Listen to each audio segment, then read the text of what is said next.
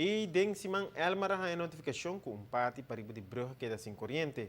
Tava trata aqui de parte de rede de eletricidade que suministra corrente de bairro de Balash parte, Posquito parte, Sabana Vassoura parte, Burumbundo, Yara parte e Savaneta parte, Bucer de Almar, quando Bruxma a papia que a TVI explica. Experto de Elmar para mais ou menos 3 horas de manhã, a bem saca for que o fallo estava em área passou de caminho grande e assim assim algum câmbio de rede de corrente para por uma maioria de clientes na banda para norte caminho da corrente. Assim aqui por assim que trabalham para buscar o problema exato. Depois de uma hora bem encontrar com o storage está tratando de cabo banda de cruzada para baiar a ver que tem falho. Assim logra isolar o cabo com o problema for de rede de eletricidade para depois mais ou menos 4 horas de tarde por uma corrente back na tur cliente que ainda está afetar. Tem que agregar que tem viaja tipo de história na tawara hanya mesora e outro não.